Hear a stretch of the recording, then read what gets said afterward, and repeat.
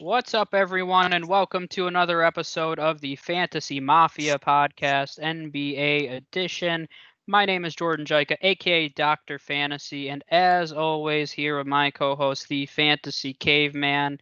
We are down to our third to last episode of this series. We've been breaking down each and every roster in the NBA, recapping their previous season, and then talking a little bit about their off season and their needs and what we believe they should do.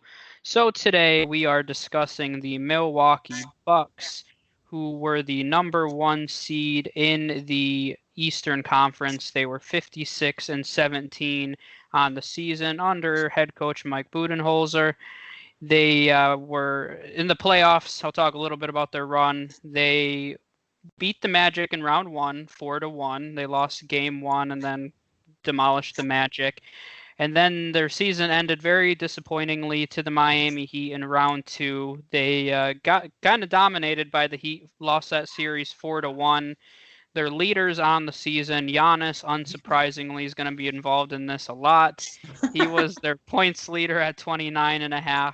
He had Chris Middleton behind him with 20.9. Eric Bledsoe at 14.9. Rebounds, also Giannis, 13.6. Chris Middleton at 6.2. Assists, I'll let you guess who it is. It's Giannis at 5.6. Eric Bledsoe at 5.4. Steals, I'll let you guess again. It's not Giannis. It's Giannis is second with 1, but number 1 was Dante DiVincenzo with 1.3. Their block leader was Brook Lopez at 2.4, and then Giannis was second in blocks with 1 as well. So, Caveman, this is your team. I'll let you talk quite a bit during this one. So, who impressed you from Milwaukee this year? Everyone. Every single last player. Even their water boy was so impressive. The way he brought them that water. I mean, obviously, as we mentioned with the plus master, you already know Giannis. I'm considering Giannis leading the league in plus minus. Ooh, wow. He would lead the league, so it definitely led his team. Then means plus 10.8. So. I'm not counting Cameron Payne of the Suns, who played like 10 games. He did not. Oh, no, he count. Oh, Giannis is second then. Giannis is second. But you look at this. Here's the interesting thing about the plus minus when you really break it down. I mean, when you got a team that went 56-17, you would think they don't have a lot of guys that were negative and plus minus, and that is true. After that you got Middleton at plus 7.1. You got Bledsoe at plus 7.1 as well. Brook Lopez at plus 7.7. Wesley Matthews at plus 6.8. So that's their starting lineup. So the worst guy in their starting lineup in terms of plus minus was Wesley Matthews, and he was plus 6.8, which is higher than 80% of anybody's teams. And here's where it gets interesting with plus minus, where I really get into individuals who impressed me. So they only had 2 guys that finished in the negative for plus minus. That was DJ Wilson at minus 1.3, so he's kind of a bum. And then Giannis's brother? Yes, it was Thanasis, and he was minus 0.1. Oh, so close. So only 2 guys that were negative and plus, and they were both guys that didn't really matter. So I think that kind of says how they worked as a team this season. But I mean, obviously, it's not a Bucks episode without talking about Giannis for 30 minutes. So not really. But and everybody just tuned out. Everybody's gone now. He didn't win MVP or anything. Yeah, it's not like he did that. But I mean, since.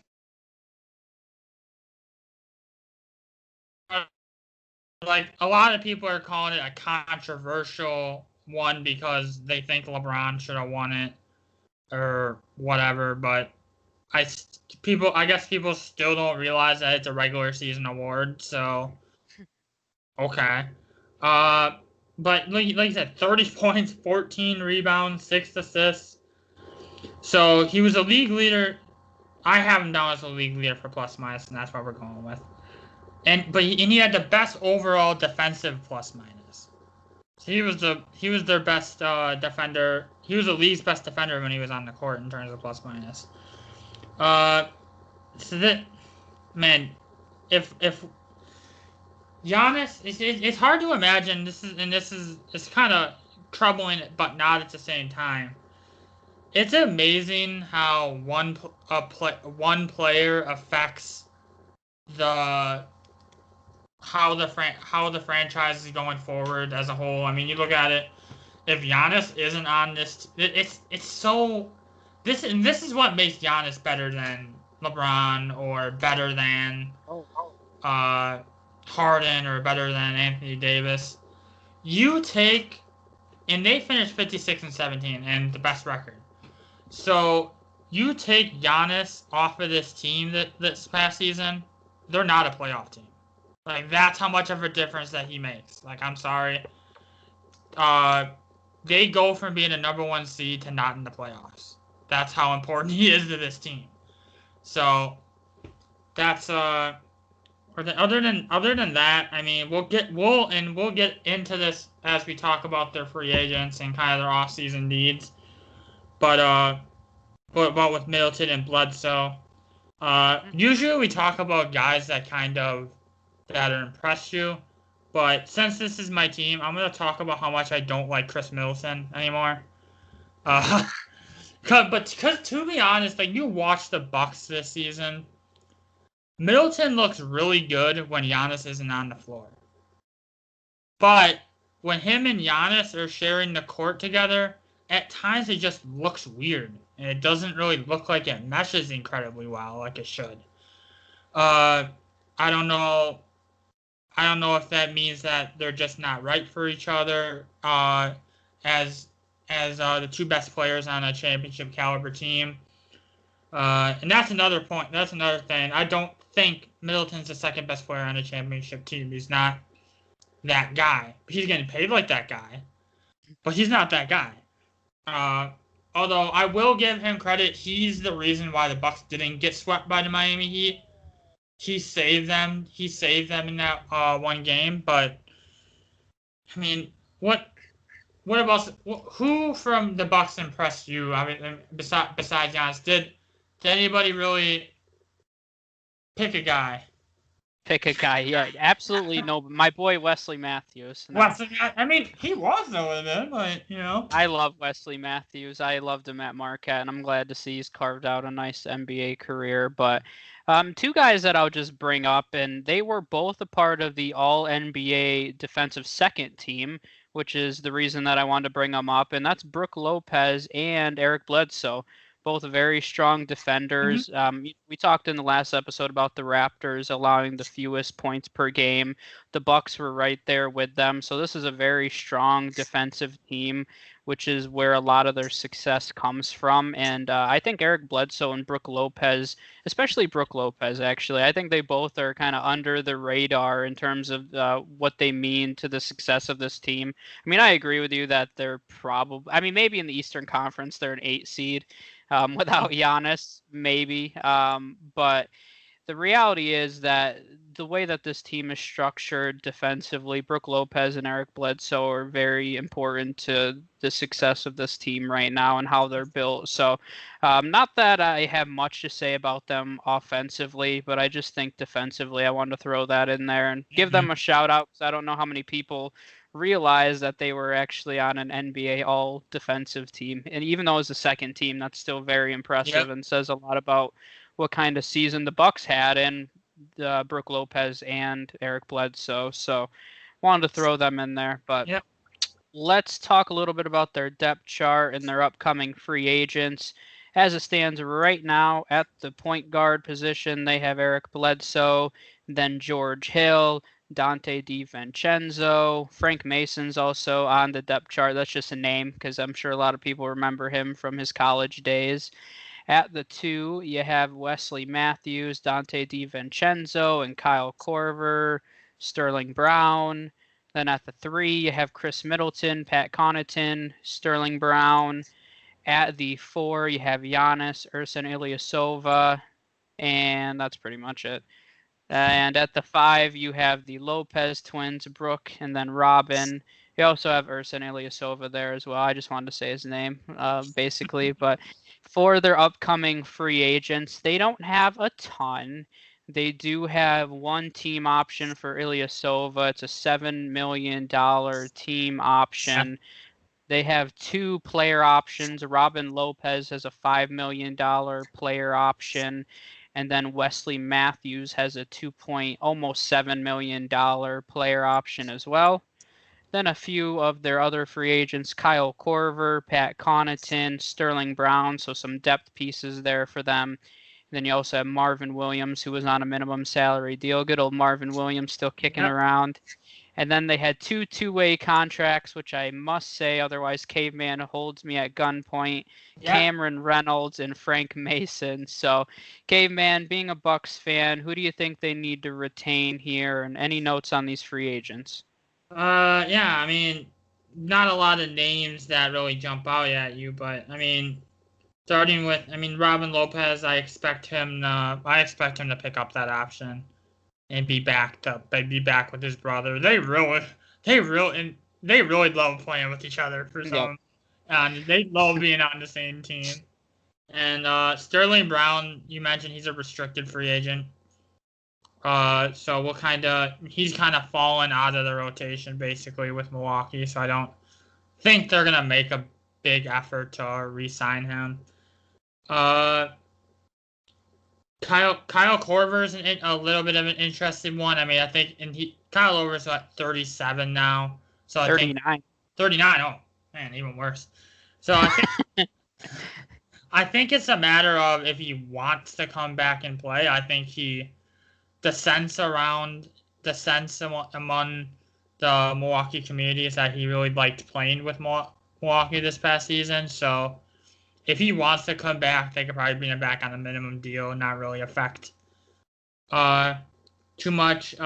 Wesley Matthews is the big interesting name to keep in mind here, because he silently had a really solid season for them. He started pretty much the starter all year at the 2. He played himself out of that $2.6 million player option. Not saying Wesley Matthews at this stage of his career is going to get $20 million, but I think he played himself into a $7 to $10 million contract for this for next season. Some teams are going to give him a 2-year, $20 million-ish deal, I could see.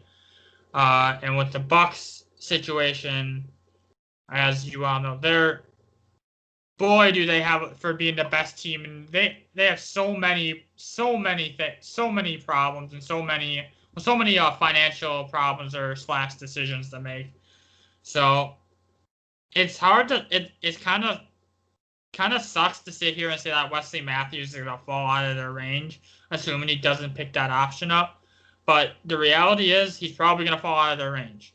And that kind of shows you where the Bucks stand here. So me personally, I would love Wesley Matthews back with the Bucks this year. I think he's a good fit in the system that Budenholzer likes to run. But unfortunately, I don't see it happening, because he's gonna command a lot of money, but he's gonna fall just out of the Bucks price range, which is nothing because they can't afford to pay anybody anything right now. So. Yeah, I mean, speaking of that, we didn't say the specific number yet, but if Wesley Matthews doesn't pick up his option and the team declines Ilyasova's option, they'll be at $125 million still. So they really have no room to do anything. One thing I want to mention with the player option with a guy like Wesley Matthews is I'm really interested to see how players approach their player options this year. Oh, yeah. Because there's a lot of uncertainty around the NBA salary cap for next season with the reduced revenues of COVID. So I'm interested to see if there's more players picking up those options just to have a guaranteed salary heading into next season, or if these guys just are signing short-term deals so they can pick up bigger deals in 2 years or so. So I think you're going to see a lot of short-term deals from guys. Even, I'm thinking a guy, I was actually reading this with Fred VanVleet a little bit, that he said that he's going to strongly consider only a 2-year deal with a ton of money just so he can sign a better longer-term deal in a few years from now. So I think these player options are going to be really interesting. Wesley Matthews at 2.6, I think it's an easy decision for him to opt out because I think worst case scenario, he could get a 1-year, $5 million deal. I mean, that's a worst case scenario, and then he could sign a better deal the year. I mean, he is 34, so it's not like he's going to be signing any super long-term deals, but I mean, at that point in your career, he's probably just trying to win a championship and trying to maximize how much money he can win or make before the end of his career here. So that was a side note I wanted to throw in there. I think that's going to be interesting to see how people view the uncertainty of the salary cap next season. So, what about, you said Sterling Brown, probably not. Kyle Korver, it's on him at this point. I mean, what about a guy like Pat Connaughton? Oh, yeah. I mean, he feel played 18 minutes a game for him last year, so it's not like he never played. He was in the dunk contest. Well, how could we forget? They're signing him 5 years, $5 billion deal. It doesn't matter. I mean,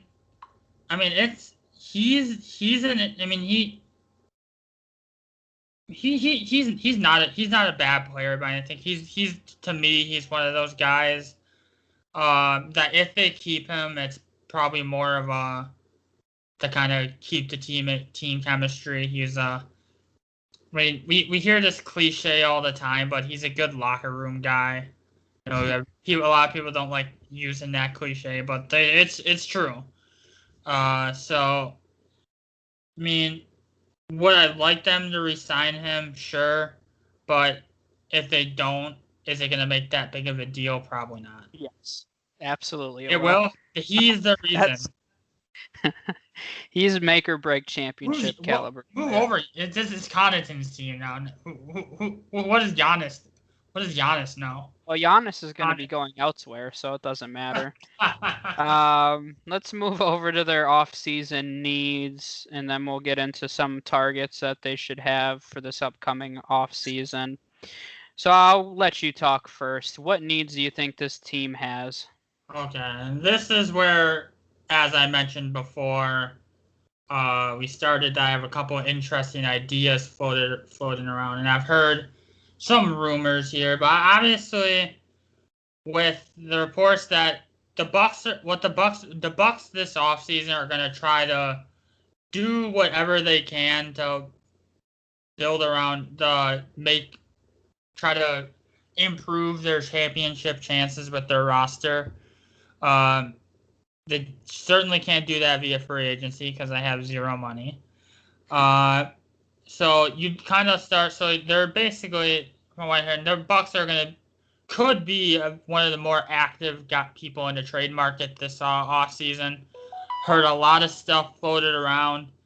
Just the interesting one that I've heard is a deal with the Los Angeles Clippers involving a Middleton and Paul George swap.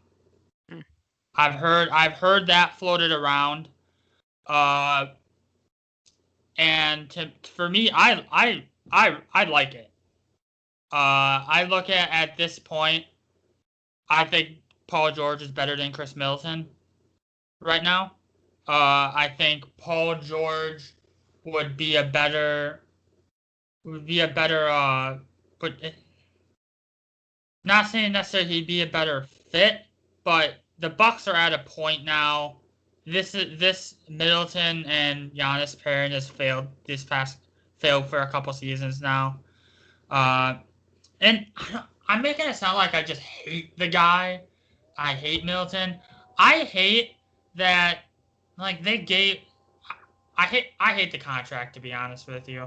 The contract that Middleton is receiving is a contract that's meant for the second best player on a championship team. He didn't sign a max, but it was really close to the max. It was just like a shade under, I believe, or just a little bit under the max that he could have signed. So, I mean, and I'm curious to get your thought. I'm curious to get your thought on this too, not just Middleton for Paul George swap, but just kind of did kind of Middleton fit with the Bucks in general? I'm kind of curious to get your thoughts on that. Yeah, I mean, in my opinion, definitely I would take Paul George over Chris Middleton, first of all. I think it's a good fit overall, too, when you consider Paul George is a very strong... Chris Middleton's a great defender, too, by the way. But Paul George is just as strong, if not better, of a defender. So, I mean, all around, I think it makes sense. I mean, the reality is at this point, this might sound harsh, but I don't think the Bucks can win a championship with Giannis and Chris Middleton. And I can respect how the Bucks play because I mean I love defense unlike more people or most people. I really respect how the Bucks play, but I can't see them in this pairing being able to beat even teams in the Eastern Conference. Honestly, we saw the Heat run over the Bucks. I mean, I think the Celtics could run over the Bucks. I mean, I'd be interested to see the Nets with Kyrie and Kevin Durant play the Bucks. I mean, you could argue the Bucks are the fourth best team right now in the Eastern Conference with Giannis. And when you have Giannis, that should not be the case. No. So I think that if they want to keep Giannis around, that's going to be really important to build this team to win a championship. And I think Middleton is just the outlier in all this because they have perfect role players to win a championship. I mean, when you look at how the Lakers won a championship this year, I mean, the Lakers roster as a whole isn't fantastic, honestly. When you look at their roster after LeBron and Anthony Davis, it's guys like Caldwell Pope and Rondo and Dwight Howard and Danny Green and just Caruso. There's role players. Kuzma. Yeah, and Kuzma, and honestly, the Bucks have better role players than the Lakers do. The difference is Anthony Davis and LeBron, though, and how they meshed. And if they had a pairing with Giannis and another star player that meshed together, this is a team that could win a championship every single year because they're close. They're so close, and it just seems like Chris Middleton is the reason why, unless he makes a crazy jump forward he's an all-star player right now. He's made back-to-back all-star teams. Yeah, he's an all-star player. Unless he makes a jump to be a superstar caliber player, I can't see them winning a championship with this pairing, and they're at a point now where they can't afford to just wait and hope it plays itself out because by the time they wait for that, Giannis is going to be gone.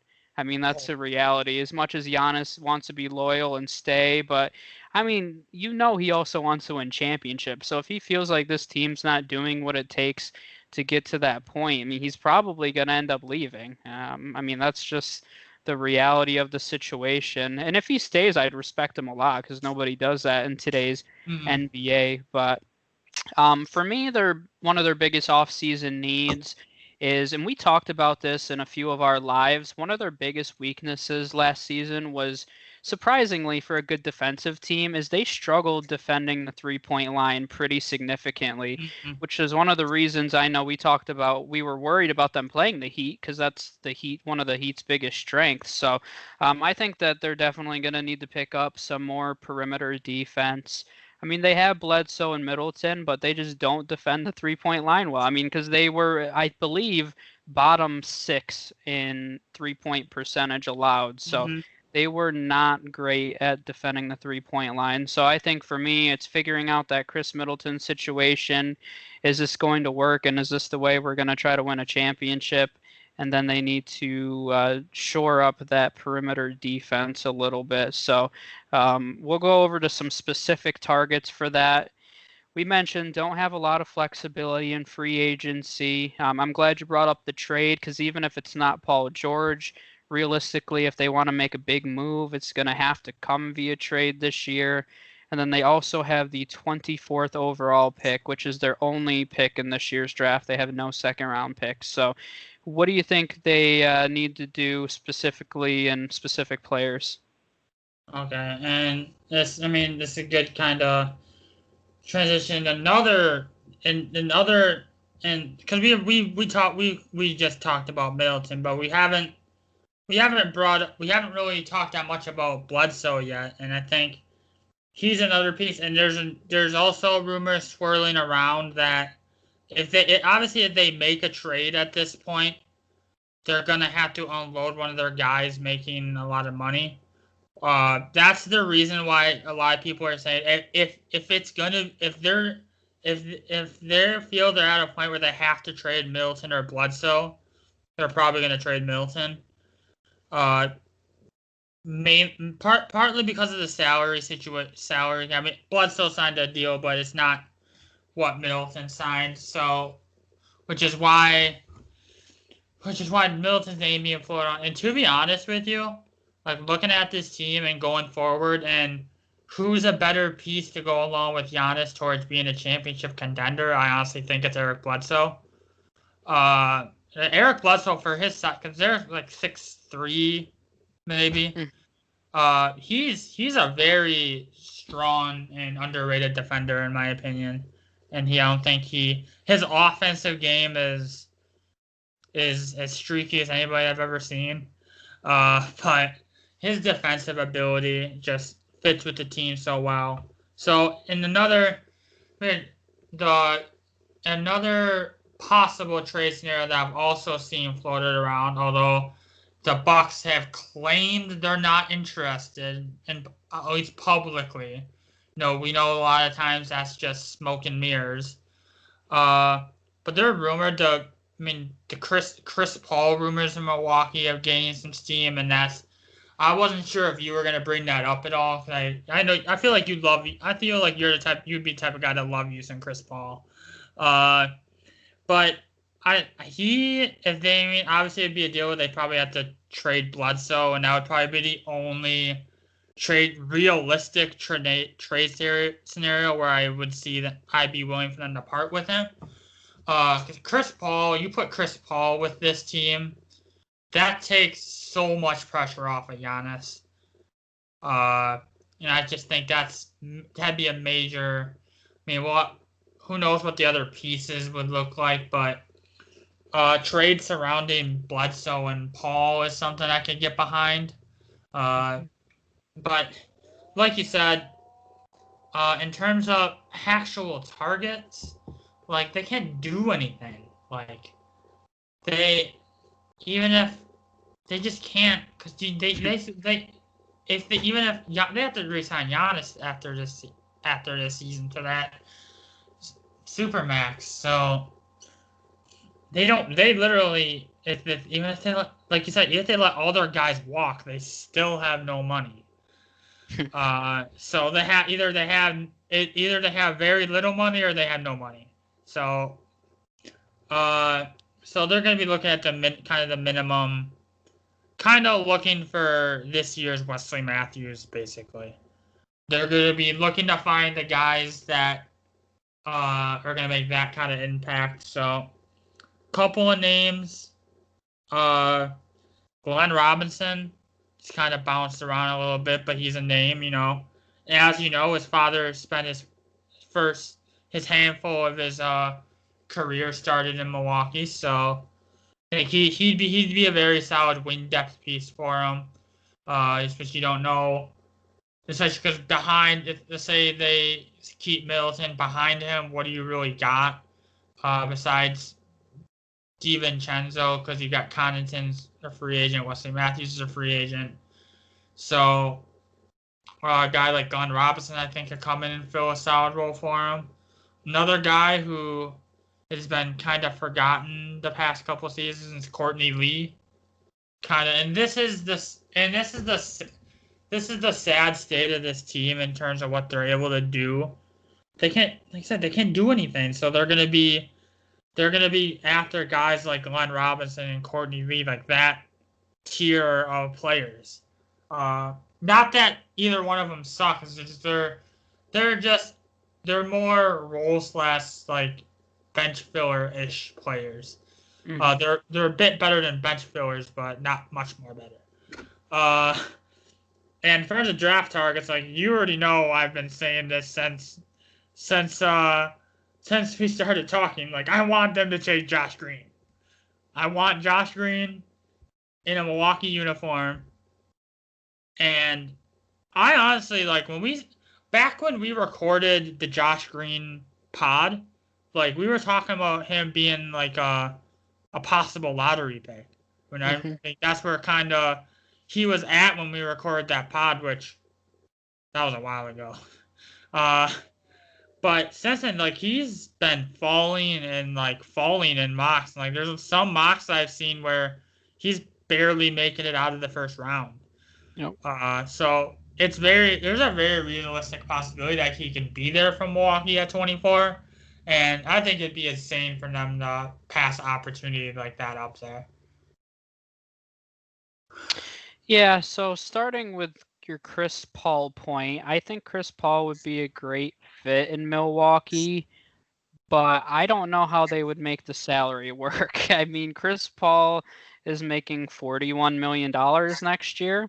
I mean, Eric Bledsoe's making 16, so there's still and we already talked, they don't really have any money, so there's still a $15 million gap to make up there if they want to stay in the salary cap. So I think they'd have to move they may have to move Brook Lopez, and I don't think that's a good decision, honestly, just to get Chris Paul on a $40 million deal.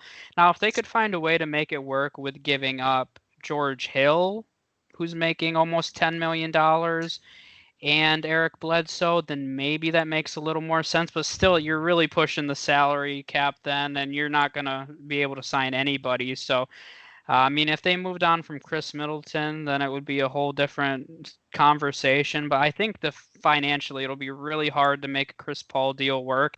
And if they do make it work, I don't think they should give up Brook Lopez for an aging. I mean, I think he's important defensively. I really don't think you get that much better losing Brook Lopez and Eric Bledsoe for Chris Paul, honestly. I don't think that moves you much closer to being a championship team. I know a lot of people would disagree with that because of Chris Paul as a name. And not that Chris Paul was bad last year. He's way better than anyone was anticipating, but I don't think it makes them that much better. So I think that's going to be the tough part with a Chris Paul deal. But it seems like he wants to go based on rumors to the Bucks or the Lakers, so I wouldn't be surprised if he goes to one of those two places and they make it work no matter what because he's Chris Paul. And it's been reported that Giannis wants to play with Chris Paul. Yeah, so if he wants it, that's the key thing here. Is like the Bucks are at a point where they want to try to do whatever Giannis says, because that's kind of the state. Because they can't. If they upset, like, the relationship between the Bucks and Giannis right now is a lot more fragile than people think. If Giannis doesn't feel they're making the right moves to build them a championship contender team, he will not re-sign with them and he will walk. Yeah. So if you get a guy, if you can find, I know the financial situation is going to be very tough for them to make it work, but we've seen deals like this somehow be able to work. Like, you'll have to get super creative, but if it's something that can be done and if it's something that the parties want, like, they'll find a way to get it to work. So and that's the biggest thing. Giannis wants Chris Paul, and that's been kind of known around the NBA circles. So that's a thing to keep in mind. Like, I mean, you gotta keep Giannis happy at this point. Like, you gotta, not to say that, like, Giannis is like, I think Giannis, much similar to LeBron, Giannis is basically the de facto GM at this point for the Bucks.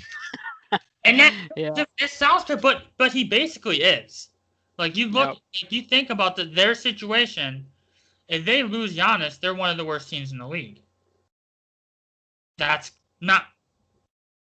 They're definitely not a playoff team. So. No. This sounds like a guy like Giannis has too much power, and maybe he does.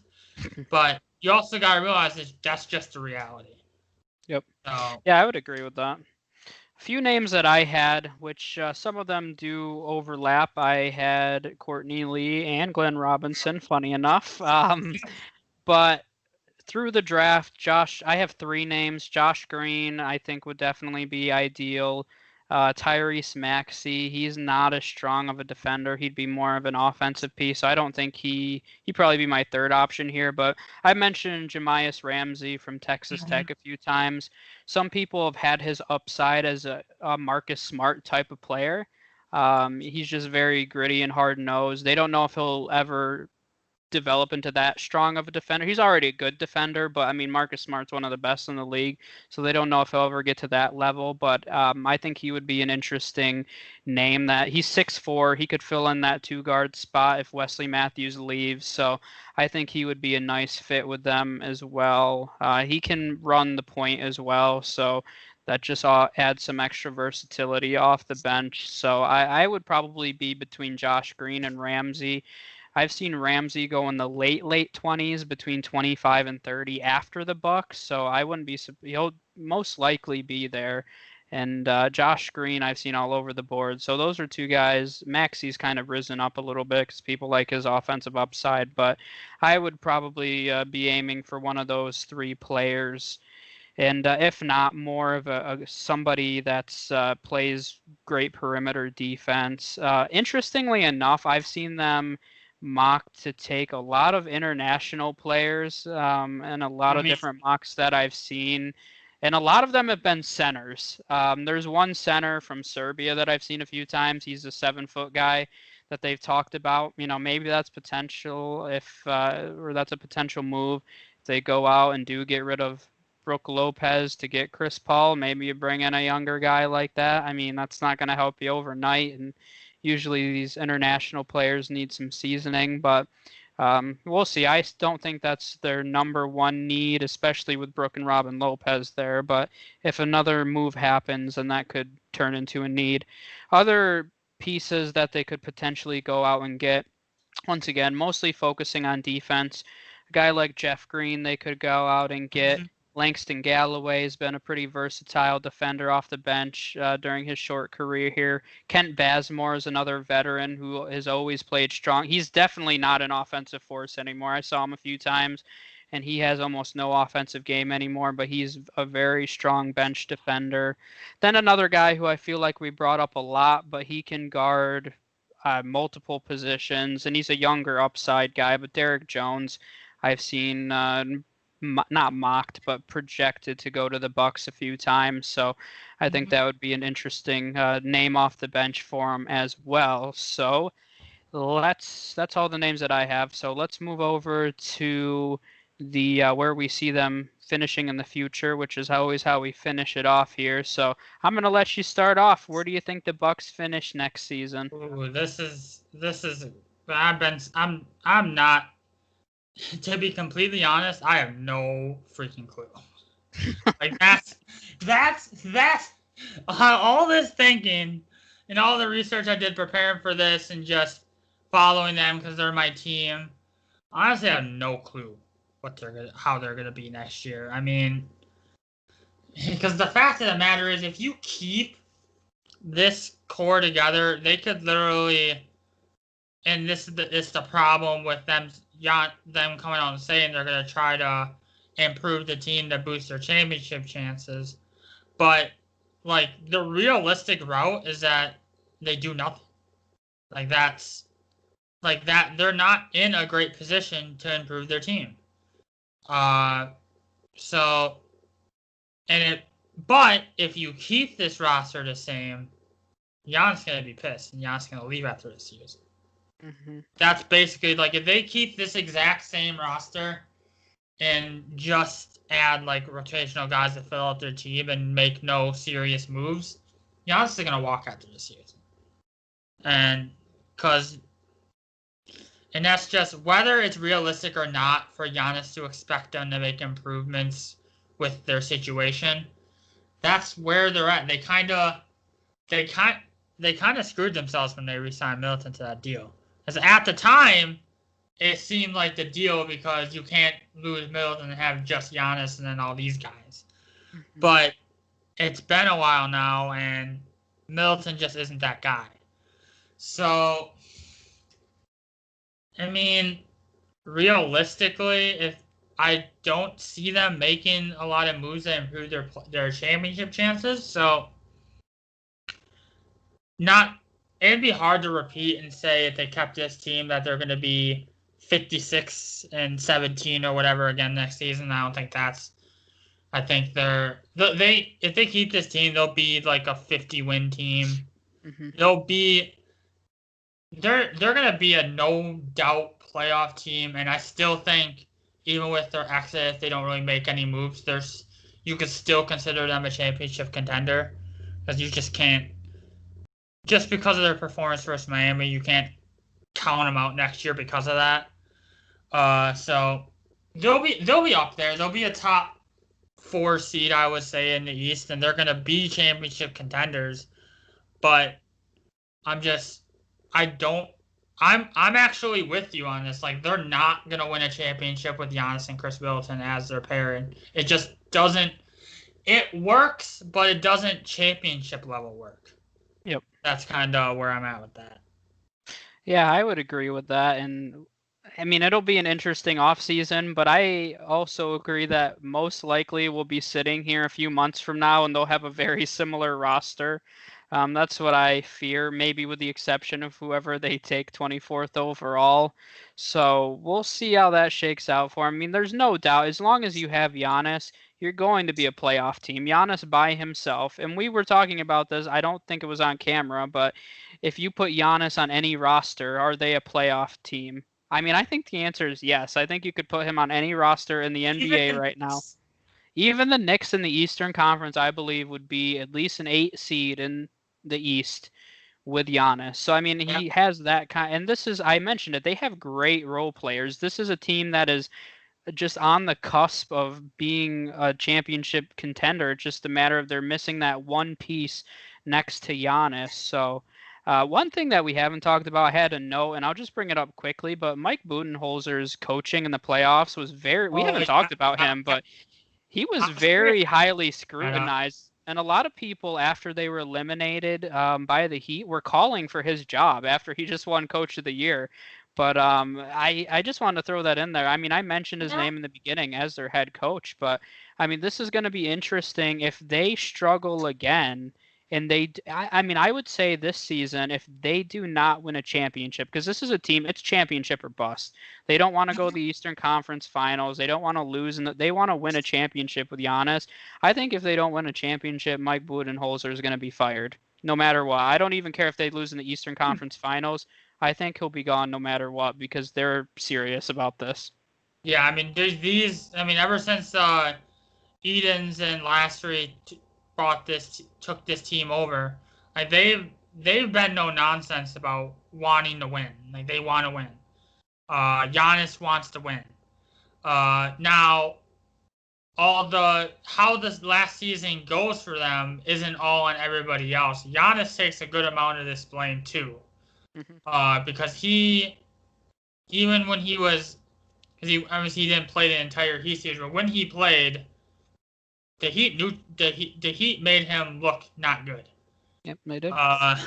So the Budenholzer point is an interesting one. I've been kind of on the fence about it as well. For me, for Budenholzer to keep his job, they bare minimum have to make the Eastern Conference Finals. I mean, it kind of depends. Like, if they make the Eastern Conference Finals and then lose, like they lost to Miami, like, he's gone. But let's say they make the Eastern Conference Finals and they lose, but it's in a very competitive 7-game series. That they're just like a possession away or something from the NBA Finals, let's say. I think I would then lean towards keeping Budenholzer, because at least that's showing an improvement on their championship chances. And then I think in the end, like, as long as they try and they make an effort to show Giannis that they're trying to build a team around him, that's gonna satisfy Giannis enough to want to stay. But the issue is they don't really have the means to do that. They're kind of stuck with this team that they currently have last year, which is not a bad team. Like, as despite how they looked versus Miami, that team is not that bad. No. Like, let's get like they're a championship caliber team. I just don't think, like I said, I don't think Giannis and Middleton are a championship caliber pairing, and that's gonna stop them from winning the championship. Yep, I would agree. So it's a big year, I think, overall for the Bucks, no matter what. I mean, there's no doubt, as you said, I think there's been a lot of negativity in this episode. I wouldn't expect that, but there's been a lot of negativity. But I mean, this is still a talented roster that's going to be a playoff team. They're going to be in the mix with the Heat, with the Celtics, with the Raptors if they are still able to field most of their roster next year that they had this year. I mean, they're going to be one of the top teams in the Eastern Conference, and the Nets. So I have to mentally keep trying to throw the Nets in there because I'm not used to them being there. But they'll be in the hunt as well. So that's the reality. Is they'll definitely be in contention. But it's a big year. If this is a flop, and realistically their season doesn't start until the postseason this year because they're going to make it. But I think a lot of questions are going to be answered this off season or this postseason for the Bucks, which is far away, but that's a reality. If Giannis flops, if they have an early exit, they might have no Giannis, a new head coach. So this is a big season for the Bucks, and it could be a big defining moment in this franchise's history. A franchise that very desperately wants to win a championship right now. So I think it'll be a fun one to monitor as we go throughout the year. And there's a lot of pressure. And you mentioned Giannis played really poorly, and people are already saying, is Giannis a Michael Jordan or a Scottie Pippen? I've heard that a few times, because he hasn't proved that he's the guy when you need to win a series in the playoffs. We've seen LeBron and Kobe and Jordan, and if Giannis wants to be a legendary player, he's got to step up his game in the postseason. Yeah, my only issue with that is that Scottie Pippen's better than Chris Middleton. Yeah, that's also true. that's my only thing with that. Like you can say Giannis isn't Jordan, but Middleton isn't even close to Scottie Pippen. So. I'm putting that in the description of this video. Scottie Pippen is better than Chris Middleton. Oh, gosh. All right. Any other points you want to make? I think we got it. All right. Yeah, I think we covered everything. I forgot about Mike Budenholzer earlier, so I slid it in there. But we appreciate everybody for watching. We're only going to have 2 more episodes after this. We have the Miami Heat and the Los Angeles Lakers. If there's any teams that you're particularly interested in, make sure you go back and you watch on YouTube or listen wherever you listen to podcasts, Spotify, Google, Apple Podcasts. Make sure you subscribe so that you get a notification every time there's new content. Go over, like the Fantasy Mafia Facebook page. And lastly, make sure you go over and join our Fantasy Hotspot group. You can talk all things sports. It's very interactive. You can go in there, put any posts that you think are funny, share them to the group, ask questions, talk about anything that's on your mind. So go over and join that group. But we appreciate the support, and we'll see you guys next time. Yep.